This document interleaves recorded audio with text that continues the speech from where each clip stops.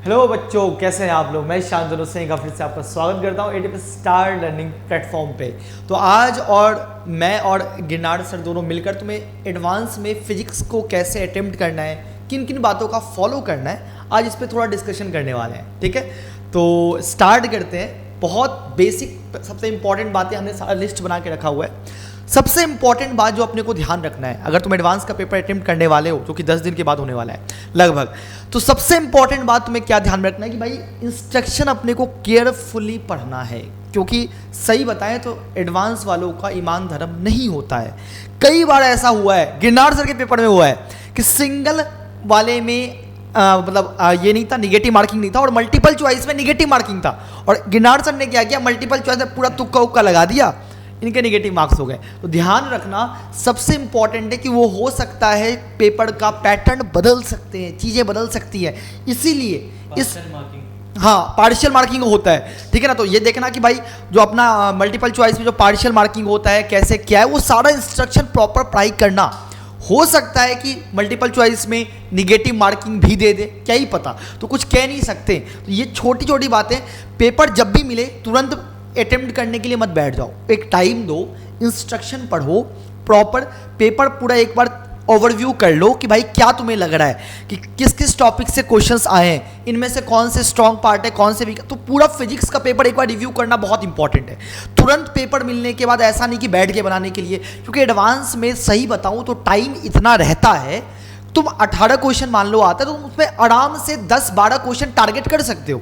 Mains की तरह नहीं होता कि भाई तुरंत अपने को 1 घंटे में 25 क्वेश्चन बिल्कुल सही करना है, ज़्यादा से ज़्यादा अटेम्प्ट करना है। एडवांस ऐसा नहीं बोलता, तुम सेलेक्ट करो प्रॉपर पेपर को, एनालाइज करो कि क्या लगता है तुम्हें, कैसा पेपर आया है, तो वो एनालाइजेशन बहुत इंपॉर्टेंट है। ठीक है, दूसरा सबसे इंपॉर्टेंट यही, डोंट स्टार्ट सॉल्विंग एडवांस, पहले थोड़ा टाइम देना है अपने को।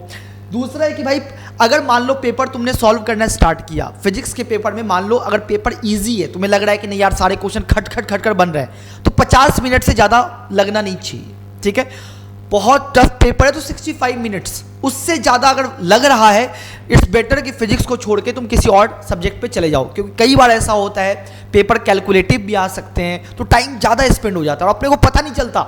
सबसे इंपॉर्टेंट बात होती है कि एडवांस के पेपर में टाइम का पता ही नहीं चलता कि किस क्वेश्चन में तुम फंसे हुए हो, लगे पड़े हो, और टाइम बहुत ईजिली पास हो जाता है। इसलिए टाइम बहुत, मैनेजमेंट बहुत इंपॉर्टेंट है। ज़्यादा टाइम लग रहा है, बेटर है उस क्वेश्चन को लीव करके आगे वाले क्वेश्चन पर स्विच कर जाना चाहिए, सिंपल सी बात है। अगले इंपॉर्टेंट बात क्या है, कैलकुलेशन स्मॉल और नीट एंड क्लीन होना चाहिए। क्योंकि कई बार क्या होता है कि भाई तुमने भी पेपर अटेम्प्ट किया होगा, कुछ यहाँ लिखते हैं कुछ यहाँ लिखते हैं, जहाँ स्पेस मिलता है अपन भरते चले जाते हैं। तो यार अगर मान लो कई बार अपने को पीछे बैक जाना होता है कि भाई पीछे वाले स्टेप में हमने कोई मिस्टेक तो नहीं किया, तो हमें खोजना पड़ता है कि हमने कहाँ कैलकुलेशन किया था, इस कोने में, तो वो बहुत वो खिचपिच हो जाता है, इससे बहुत टाइम वेस्ट हो सकता है तुम्हारा। इसीलिए कैलकुलेशन छोटा छोटा नीट एंड क्लीन करो, जो क्वेश्चन है उसके नीचे ही करो, ताकि अगर तुम्हें बैक भी जाना पड़े तो तुम्हें दिक्कत नहीं हो। ठीक है, ये छोटी छोटी बातें बट बहुत ज़्यादा इंपॉर्टेंट है।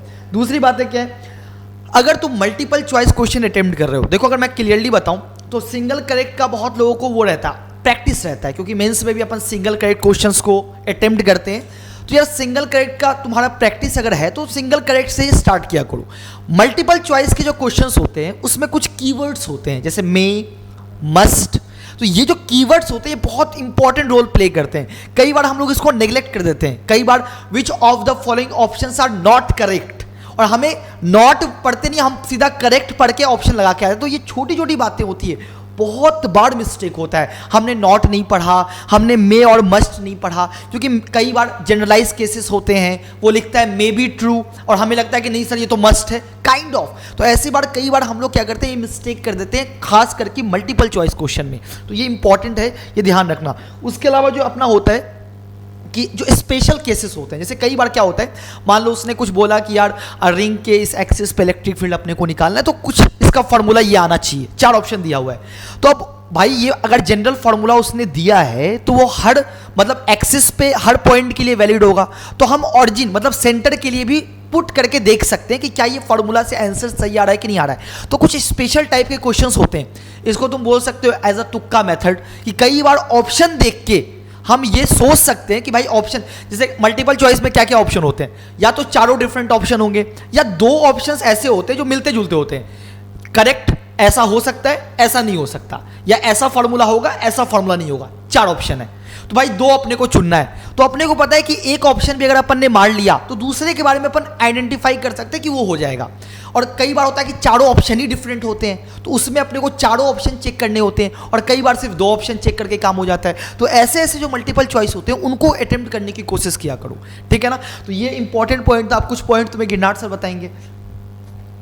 हेलो भाई, क्या हाल है? मैं गिरनार गोयल एंड अभी भाई मेरी साइड से जो भी इनपुट होगा आपके जी एडवांस के पेपर का, जो कि हमारी पर्सनल एक्सपीरियंसेस से भी शेयर हम लोग कर रहे हैं, और जो इतने साल की टीचिंग से हमें समझ में आया है कि बच्चे कितनी तरीके से सिली मिस्टेक करते हैं और फिर आके प्राउडली बोलते हैं सर हमें गलती से सिली मिस्टेक कर दिया, तो अब आईआईटी बॉम्बे की जगह में आईआईटी धारवाड़ जाना पड़ रहा है, राइट। तो आपके साथ ये ना हो, इसलिए हम 10 दिन पहले ही आपको किन चीज़ों का ध्यान रखना है कि भाई आप बॉम्बे कैंपस की जगह धारवाड़ कैंपस में ना लैंड करें, इन चीज़ों का स्पेशली ध्यान रखें। तो सबसे पहले फॉलो योर ओन स्ट्रैटेजी। भाई इवन दो हम भी तुम्हें एक तरीके से एक स्ट्रैटेजी बता रहे हैं, और एक्स टीचर भी कोई स्ट्रैटेजी बताएगा, आपके इंस्टीट्यूट का टीचर भी कुछ बताएगा, फलाना टीचर भी कुछ बताएगा, वो सब है। उनमें से जो जो काम की चीज़ें लग रही है एब्जॉर्ब करो, बट इतने महीनों की जो मेहनत तुम्हारी है, इतने टेस्ट जो तुमने अटेम्प्ट किए हैं, इतनी गलतियां की हैं, इतनी बार सिली मिस्टेक करके नेगेटिव नंबर उठाए हैं, उससे तुम्हारी एक स्ट्रैटेजी बनी है कि भाई मुझे पहले फिजिक्स करना है कि पहले मैथ करना है कि केमिस्ट्री करना है, फिजिक्स में किन टॉपिक्स में मुझे बहुत अच्छी मेरी एक्यूरेसी किस में खराब है, कितने टाइम बाद मुझे अगले क्वेश्चन पे मूव ऑन करना है। ये जो स्ट्रैटेजी तुम्हारी बनी है दैट इज यूनिक, एंड तुम उसको इतने सारे फेलियर्स के बाद बनाते हो, इसका मतलब है तुमने उससे डील करने की कोशिश की है।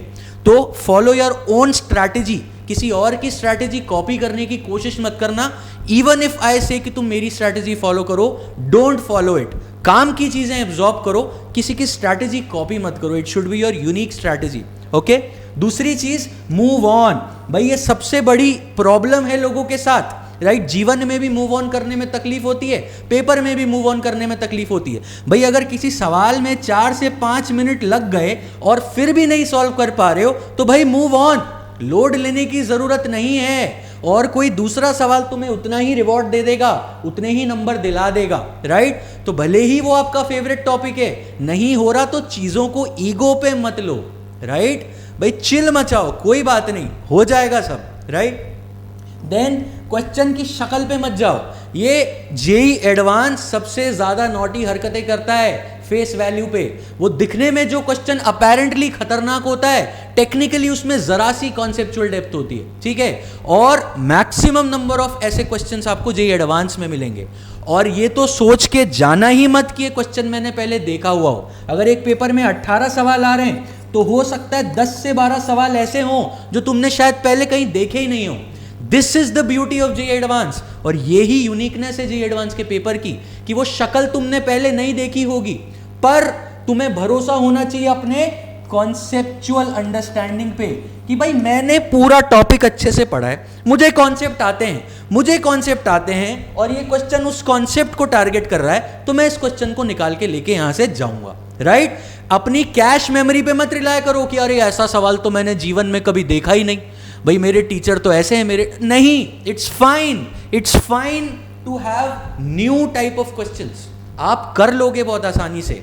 तो देख के फड़फड़ाने की, घबराने की जरूरत नहीं है। You need to maintain your calm before attempting the question, और भरोसा रखो अपने कंसेप्चुअल नॉलेज पर कि हाँ ये क्वेश्चन मैं सॉल्व करूंगा, ठीक है। देन अपने फेवरेट टॉपिक्स, या यूं कह लो सौतेले टॉपिक्स, राइट, जिनसे आप थोड़ा सा घिन्न छूटती है, आपको लगता है अरे साला वाईडीएससी का सवाल, समथिंग लाइक दैट, राइट, अरे मैकेनिकल वेव्स का सवाल। तो कुछ टॉपिक्स होते हैं जिन पे आप फिदा होते हो, आपको मोहब्बत होती है। कुछ टॉपिक्स होते हैं जिनसे आपको थोड़ी सी नफरत होती है, तो उस बायस का थोड़ा, इसको बायस बोलेंगे, राइट, तो उस बायस को बहुत ज्यादा आगे तक मत लेके जाओ, राइट। हो सकता है कोई फेवरेट टॉपिक का सवाल भी आपसे ना बने, और हो सकता है कोई ऐसा सवाल जो आपने बहुत नहीं पढ़ा हो वो टॉपिक, फिर भी वो बन जाए, राइट। तो शक्ल देखते ही सवाल मत छोड़ो, और किसी सवाल में बहुत ज्यादा मत उलझ जाओ, राइट तो फेवरेट टॉपिक्स या सौतेले टॉपिक्स, इनका बायस इतना ज़्यादा मत आगे जाने दो कि आपके स्कोर को वो अफेक्ट करे। देन भाई क्वेश्चन टाइप्स पे बात कर लेते हैं कि जो आपके आजकल 4 क्रॉस 4 आने लगे हैं पिछले 5-7 साल से, उनमें आप वॉल्यूम से आपको डराने की कोशिश की जाती है, या मैचिंग लिस्ट में 1 2 3 लिस्ट दे दी, 4 एंट्रीज यहाँ 4 एंट्रीज यहाँ, आप फ्रस्ट्रा जाओगे, अरे सर ये तो बहुत सारे कॉम्बिनेशन बन रहे हैं। इट्स फाइन, आप एक्सक्लूसिव ऑप्शंस पे टारगेट करो। 4 जो आपको ऑप्शंस दिए होंगे उसमें कुछ चीजें सेम होगी, कुछ चीजें डिफरेंट होगी, तो जो चीजें डिफरेंट है उनमें से किसी एक को सॉल्व करने की कोशिश करो और आपको अपना आंसर आता हुआ नजर आ जाएगा, राइट। तो जितना खतरनाक भाई, objects in 4x4 are easier than they appear, ठीक है, वो दिखाने में खतरनाक है सेटअप, पर वो टेक्निकली बहुत आसान क्वेश्चंस होते हैं। दूसरी बात, मल्टीपल करेक्ट चॉइस में जैसा शांतनु सर ने बताया, कई बार 2 ऑप्शंस कॉन्ट्राडिक्टरी क्लेम करते हैं, राइट। भाई ए ऑप्शन है कि फलाना फलाना इज फलाना एंड डी ऑप्शन इज फलाना फलाना इज ढिकाना, तो भाई अगर ए सही है तो डी गलत होगा ही होगा, राइट। तो कॉन्ट्राडिक्टरी क्लेम्स को आइडेंटिफाई करो कि भाई ये दोनों एक साथ तो आंसर नहीं हो सकते। तो अगर मैंने ढूंढ लिया है बाय माय कैलकुलेशन कि ए करेक्ट है तो फिर डी गलत होगा ही होगा। आपने एक नहीं 2 चीजें क्लियर कर ली है इस चीज से, इस चीज का ध्यान रखें। So this is it from my side also. And then again सबसे बड़ी और इंपॉर्टेंट बात, भाई पेपर में चिल रहने की जरूरत है, राइट। चिल्लाने की जरूरत नहीं है, चिल जितना रहोगे उतना बेटर स्कोर इंप्रूव होगा, ऑलराइट। और एक टाइप का क्वेश्चन होता है पैराग्राफ क्वेश्चन। कई बार क्या होता है कि पैराग्राफ क्वेश्चन जो होता है उसमें आईआईटी कुछ एक्सपेरिमेंट करता है, वो कुछ एजम्पशन देते हैं कि भाई अपना न्यूक्लियस में ऐसा है कि Z प्रोटॉन की जगह पे Z इलेक्ट्रॉन है, काइंड ऑफ वो कुछ एक्सपेरिमेंट करते हैं, कुछ एक नया एजम्पशन देके वो सवाल फ्रेम करते हैं और वो पैराग्राफ में वो सारा कुछ आराम से तुम्हें मेंशन कर देंगे। अब कई बार क्या होता है कि पैराग्राफ पढ़ने से हम लोग को डर लगता है, यार इतना बड़ा पैराग्राफ पढ़ेंगे, पता चला 3 क्वेश्चन है नहीं बने। बट मैं सही बता रहा हूँ, अगर तुमने वो पैराग्राफ को अच्छे से पढ़ा, वो बहुत ईजी क्वेश्चन होते हैं। अगर तुमने पैराग्राफ अच्छे से पढ़ा तो वो तीनों क्वेश्चन तुम्हारे एक साथ लगातार हो जाएंगे, वो बहुत इजी क्वेश्चन होते हैं। तो पैराग्राफ वाले जो क्वेश्चन होते हैं ना, पैराग्राफ देख के घबराओ मत कि सर इतना बड़ा पैराग्राफ था, पता चला 10 मिनट लग गया पढ़ने में और तीनों क्वेश्चन नहीं बने। मैं गारंटी बता रहा हूं कि तुम प्रीवियस ईयर एनालाइज करना, जो पैराग्राफ वाले क्वेश्चंस होते हैं वो बहुत अच्छे सवाल होते हैं और बहुत ईजी होते हैं। एक सवाल अगर तुमने अच्छे से पैराग्राफ पढ़ोगे तो तीनों एक साथ ही हो जाएंगे, तीनों सवाल। तो ऐसे ऐसे जो क्वेश्चंस होते हैं ना, इनको पहले अटेम्प्ट किया करो, घबराने की कोई बात नहीं है। गिनार साहब बोला चिल रहना है, चिल्लाना नहीं है, आई बात समझ में। तो बस इतना ही है अपना, तो ठीक है। तो ऑल द बेस्ट, और अब जितनी अच्छे से कॉन्सेप्चुअल क्लैरिटी और क्वेश्चन की प्रैक्टिस हो सकती है वो करो। एंड देन अगेन जैसा सर बोल रहे हैं कि पैराग्राफ वो चीज़ है जहाँ पे आईआईटी खेलता है, और कैसे खेलता है, जो आपके सिलेबस में नहीं है उसको वो वहाँ डाल देगा, बोलेगा तू यहाँ पे पढ़, इसको सीख और फिर अप्लाई कर, राइट। तो वहाँ पे मोर्चा मत खोल देना, लाल सलाम मत कर देना कि ये तो सिलेबस में था ही नहीं। भाई वो वहाँ पे तुम्हें सिखा रहा है और सिखा के अप्लाई करवा रहा है, and this is what they need.